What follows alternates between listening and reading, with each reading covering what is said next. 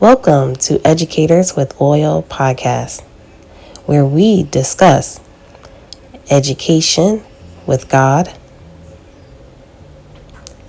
teaching with love, and inspiring with faith. Take your oil with you. Let God guide your steps in the classroom. Co-hosts Ronnettebranham and Chenaemoore.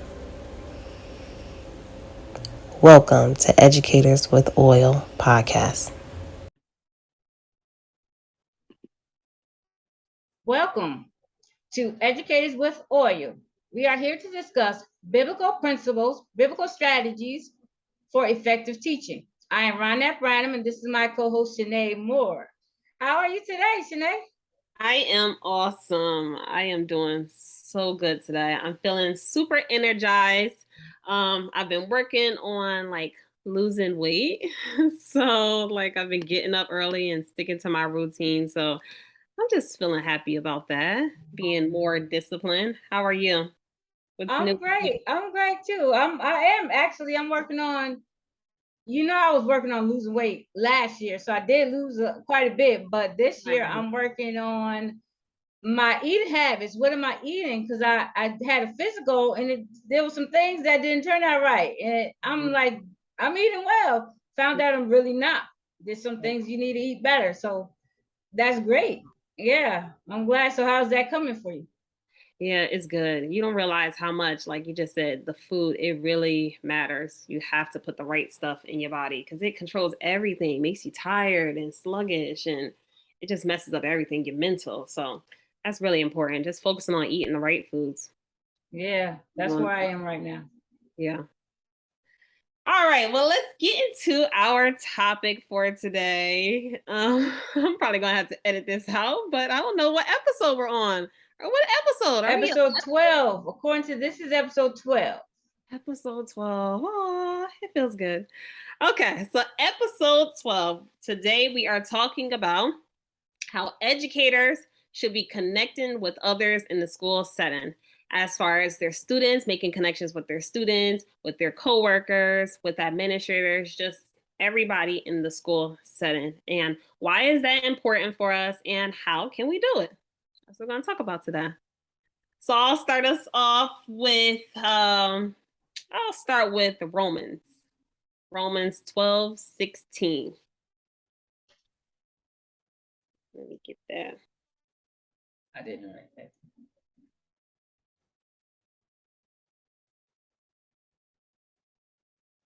I should have had these ready, right? Romans. You have a Bible, an actual Bible? I No, is that what you're using? no. Oh, okay. I thought I saw you flip a page. I said, I I don't even want to know what my Bible is. Like the act, I don't even know. my Bible I got when I think I was 10 years old from my great great grandma, and it looks crazy now. But yeah, I still got it. All right. Romans 12, 16. Chapter 12, verse 16. I had it and then I lost it. Live in harmony with one another.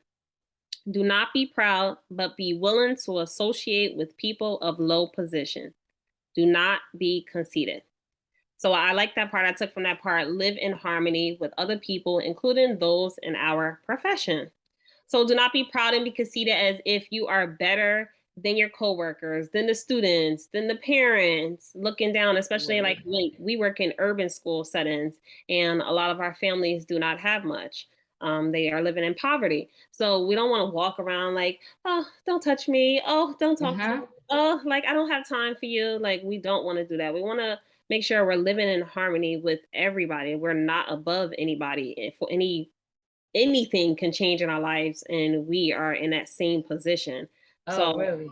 definitely Yeah. not being conceited and thinking that we are above anybody. So just living in harmony with each other. Be willing to help a child with different things. For example, like you see teachers all the time helping students with like their uniforms and helping families. If you know a family that is in need, gifting them a gift card and just helping them in any type of way. Yeah, yeah. Because sometimes you see students, we had students before we start giving coats out. I was giving coats, I was buying coats because I would see students come to class and it's freezing outside. I know they walked to school. They didn't have a coat. Like, come on, we have to be in tune to what's going on in our class. If you're worried about a situation at home, you don't have all your needs met, it's going to be hard to work when you get to school. So yeah, we have to be that. And we have to be that. If I see anything like holidays donating to the children's Christmas or something, I'm there. And even I have my grandkids do the same thing. No, you don't need, what do you need to go and collect some presents from the church? Why? There's nothing else that you need. Yeah. The Christmas tree is crazy. So there's nothing you need to be asking for or putting your name in anywhere. So yeah, we have to be that. And then the parents will respect us, and then they'll be more willing to work with us for their children. Yes. So we have to make those connections, making those connections with our students. And when the students, if we're giving them a coat or something like that, they see that we care. The families see that we care.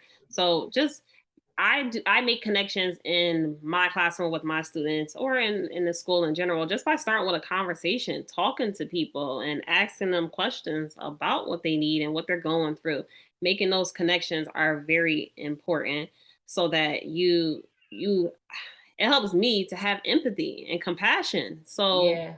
if you know a child or a family is going through something, they were just in a fire, if you didn't know that and then the child comes to school and they're tired or they're cranky or they're just irritated and you didn't know that, you would take it personal. Oh, no, the child doesn't want to do any work. But when you actually have that background knowledge and make a connection with the student and take some time to sit there and ask them a question, is everything okay? Like, is everything at home okay? And asking those questions to make a connection with them, you understand now and you have some empathy. There has been times where I let my students sleep in the classroom. Like, yeah, we used to have the rug and pillows and all that stuff. And I know you're really tired. I had a conversation with you when you were up all night.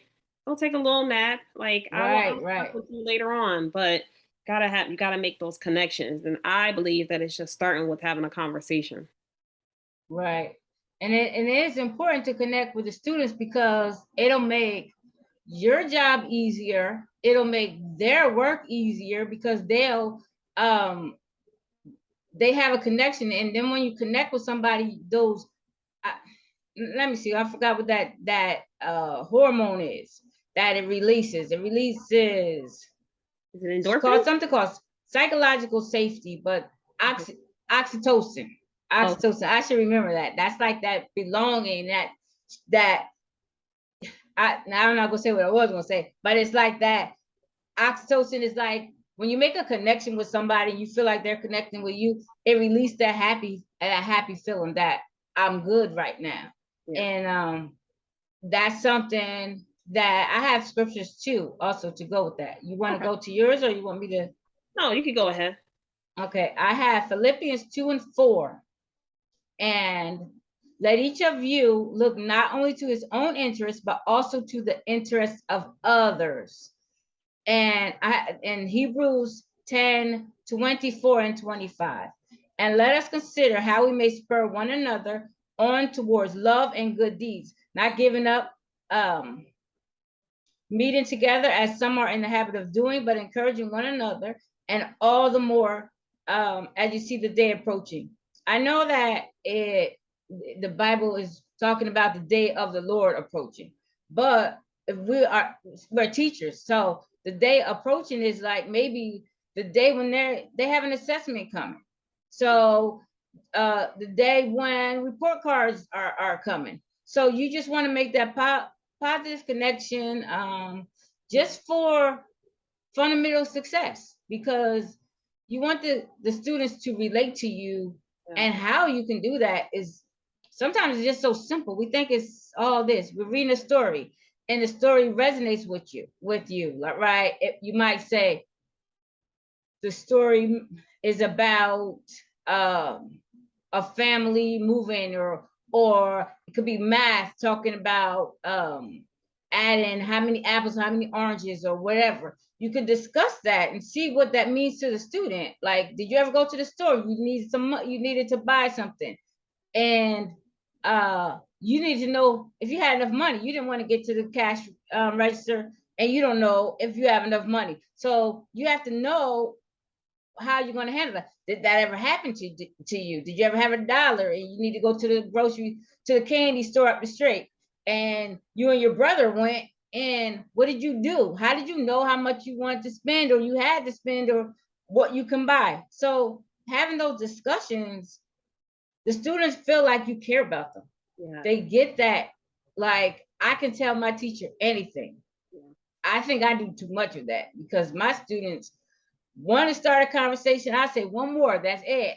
Next one to have one, and somebody else raising their hand, but I just want to tell mine. So I let them, because if they ever really need to talk to me, they know they can. So I allow them to do that. Then I will, sometimes they know it's going to be 5 more people. Like, they know they can't trust me like that. They can't sit there. I say, till my heart is just there, like, all right, but let's move it on if it gets out of hand. But you do have to be open, because you want to connect with your students. Then they'll be ready to learn from you. They'll have that, this teacher's trying to teach me something, she cares, so let me try to see what she's talking about. You will, once you get that psychological connection. And then maybe even background knowledge, like you said, about knowing what's going on in their homes. You might not even need to know what's going on right now, but their family dynamic, like, they might live with their grandmother, they might not live with their mom. You might have questions about when your mom did this, and that question might not work with everybody. You need to understand what's happening. So yeah, I think that connecting, it has worked with a few last year, just connecting with those students so I can understand and have empathy and understand. He's tired. I get it. Yeah. So that's a little. You want to go on to your? Yeah, just making connections with them. I agree with that. Like showing them, relating to the students and showing them, because the students, I don't know why, but I always have students that are like, oh, Miss Moore, you're rich. Oh, Miss Moore, you probably this. Like, no, like, I don't know where you got that from. I don't know why they have this idea in their head about teachers. And yeah, if I see them in the store, they're like, Miss Moore, you go to Walmart? Yeah. Like, I'm a normal person. Like, what do you mean? So, like, constantly I share my stories to relate to them, so they see, like, I've been through some of the same situations that you guys have been through, and just showing them that I make mistakes too. Like, I am human, making that connection with them, letting them know, like, we all make mistakes. I don't want you to feel bad in any type of way. We're not perfect at all. And I let my students call me out. So that helps too. Like, cool. Doing something wrong, call me out on it. I always have that student. Miss Branham, I think you made a mistake. Yeah. All right. The next day, Miss Branham, you didn't change the date or whatever. I think you added that wrong. Okay, all right. I have every year I have that student. That student, they are happy to see my mistakes. Like, they're the mistake finder outer. Yeah. And I thank them every time. Oh, thank you for pointing that out. I had a long night, something like that. Like, I appreciate you for pointing it out to me. But I want to also, so we want to connect with our students, but we also want to connect with staff and our administrators, principals, vice principals, and other coworkers in the school. And I gotta be honest, for me, this one is a tough one, because I think I'm naturally a loner. I've always been a loner, where I like to stay in my room. I like to stay to myself. So this one is a little, what is the word? One of my weaknesses, I guess, is making connections with the staff and administrators, besides the students, basically. but you connected with me. You connect with the people probably better, who are close to you, who are stakeholders in what you're doing. like your grade level. We have grade level meetings together. So we did connect. And then we found church in common and different preachers and things in common. So we did connect. I don't know, maybe I'm pushy. I don't know. Maybe I broke through that. I used to be that one. But you do have to connect because you actually are connecting. I don't think many of us connect with people outside of our grade level because we don't see each other. Our lunchtime is different. We don't have really anything reason to interact unless we're passing by. And then we don't get to know those people. We just, hi, how you doing? Unless we are in the teacher's lounge talk. So I don't think it's a deficit for you. I think it's just the stakeholders that are in your, involved in what you're doing. And a lot of times we think that. That's true. It was like the fifth grade teachers. I would like see them in the morning time or after school, and I would just like go up to them and, hey, how are you? Like that would be the times that I make connections. But that's true. Like I would see you guys more in our grade level meetings, and we had the same lunches and preps. Well, not the preps, same lunches and stuff. So that's how we would talk more. So yeah, that makes sense. I guess I wasn't all the way antisocial, but also I have the chapter 1 Corinthians chapter 15 verse 33, because this one applies to me because I think we need to know ourselves too, because this one says, do not be misled, bad company corrupts good character. So I know myself as well to know that certain people that I can't be around because I know it would influence negative behaviors from me. So I can have the tendency to like gossip and be petty, definitely petty. I can be petty. So if I get with a group of women inside of our school setting who are okay with being petty and things like that, that will make me petty. So I know my limits. I know where to place people in my life. So we're not saying that everybody in the school you need to know, you need to make with them, you need to be best friends. Not saying that, but just try to have a little bit of conversation so you can understand people. I know everybody has had like a parent that they've had disagreements with, a student or a coworker they say they don't get along with, or this one is a problem. But sometimes when you sit back and have a conversation, you find out other information. Like I think somebody was like one person that I just disagree with in my school setting, and then found out like that person was going through something that had to do with cancer. Like, I was shocked, like, and I'm just sitting here like, why she always being mean? Why she always being rude? But finding out she had something like really serious going on. So making those connections, and it could be a small little conversation of, hi, how are you? What's going on with you? How are you doing? Making those connections, they really like change your whole mindset so that you can have compassion for people. Yeah. And I think that goes even with the students. You will connect with them, they'll build that trust with you, then you can trust them. If they say, Ms. Branham, Ms. Moore, I couldn't do my homework last night because my family was out. I have students telling me, we went to New York and we went to this. I used to tell them, well, you were in a car. You could have did your homework in a car. Not everybody can do that. And I promise you, get in the car with me and my grandkids, you can't do homework. You can't do homework.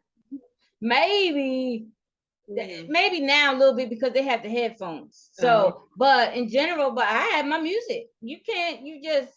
So not everybody has where they can do it. Their parents are going to say, okay, she's doing her homework. So me understanding that student that, they do their homework. They like to work. They like to practice. They want to learn. So, but if they come to me with an excuse or a reason, you'll understand, okay, I know this person. Not every day they're not telling me they can't practice their timetables, their addition, their subtraction. You'll understand, you'll get to know them, and you'll have like, it's a benefit to you to connect with your students. It's a benefit to them. That way you won't have to work so hard. If you understand, you work with your students, you find out reading is hard for them. Then you might go back and say, when they were learning their sounds, it was during 2020. They didn't get to these sounds. It was because we were home the next year. In first grade, it was hard to be home with virtual learning and here because all this background noise. Yeah. You know, we've had so many. If somebody unmuted, you like, you got to be kidding me. You know, so that kind of stuff, it gets you to understand your students. And that's not because they have a learning disability, it's because they didn't get the right foundation. Now you know, now you can start from scratch or get somebody to come in and help with this student. All that background knowledge, getting to know your students and understanding. Yeah. So we could take that. If we learn the family dynamics, if we learn their educational history, if we learn if they do have a learning disability, you might be upset because they're not even trying to read. They can't. Yeah. I tutored a little boy, he didn't know the vowel sounds. Yeah. Anybody knows you cannot read if you don't know the vowel sounds. Yeah. You don't know if you could have the word hat. You don't know if that's hit, hut, hot, anything if you don't know your vowel sounds. So you can't read. Yeah. So understanding that, you might find based off of getting to know a student. And then it's like I said, the student will feel more inclined to work with you. Yeah. If they connect with you. With the parents too, like I know in all of our schools, we have a lot of ESL students, ELL students, and the parents will tell me in Spanish when we're going through our translations, like I can't help them with the homework. Not that they don't know it, or they don't know it. They know it probably in Spanish, but they can't help them with it. Like I love to hear those things. So I know that in advance. I know that when it comes to the homework, I might have to have this student do it the last 10 minutes before school is over. Right. Morning time, instead of doing the do now on the board, they could be doing their homework. I don't do it for everybody, but when you have those conversations, I always stress in the beginning of the school year, and we're about to start our school year, I always stress the parents, orientation, open house, letting them know you have to communicate with me. Let me know things. If something is going on, you guys had a rough night, the family had to go somewhere, let me know on Class Dojo. And I immediately accommodate for those parents who communicate with me, because that's how we're going to build this connection. And they're always so grateful. They really are. Like, thank you for understanding. Like, I don't make a big fuss about it. And then they feel like you're working together as you should. I'll never forget. I think I said it in the podcast before when I was teaching preschool. I had a parent, the first day of school, she had an opinion on me because I didn't help her. It was early in the morning and I was trying to fix my class and her daughter was crying. I didn't stop and take that time with her child. I didn't have time because now I'm on time. But back then I would be just making it. So I was early trying to get my stuff together, but her daughter was crying and she had to go to another place. Mm-hmm. And so I said, well, I didn't understand either because it didn't click with me that they wanted me to stop and take care of this baby. And so I said, well, she goes in this classroom and then I'll come get them at 9 o'clock. Yeah.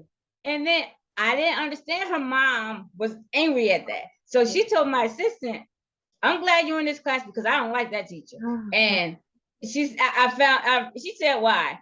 By Thanksgiving, this lady was giving me everything. She was in love with me, like, because we connected for real and she understood me. And her daughter loved me. She gave me every holiday, everything. At the end of the year, I got a whole big letter about how glad she was that I was her daughter's teacher. I mean, the first day she was mad. She didn't want to. She was like, this lady, she didn't even stop. She didn't care my daughter was crying. I did care, but I didn't think to care. Like now, I wouldn't do that. Yeah. But that was like, I was teaching maybe 2 years. So yeah, parents will, once you connect, they feel like you're working together. They're going to be there. And you need active parents, participating parents. And I'll never forget that lady because she was in love with me I'm talking, I had roses and balloons and everything the last day of school. Chocolate, all that. So yes, you have to connect because otherwise the parents going to think you're not caring. Mm-hmm. And they will. They don't want their kids in your class if you don't care about their child.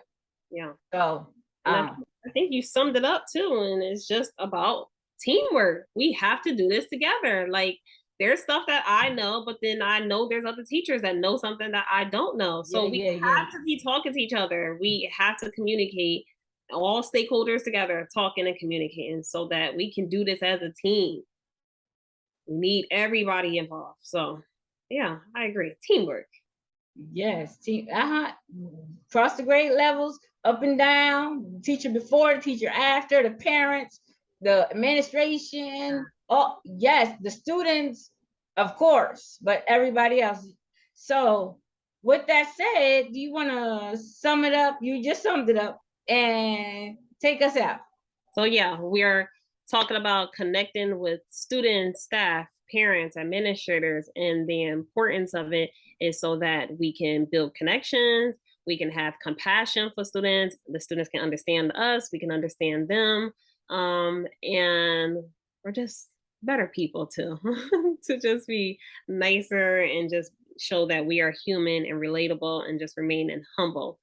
And we do this through communication, talking, having discussions, being personable.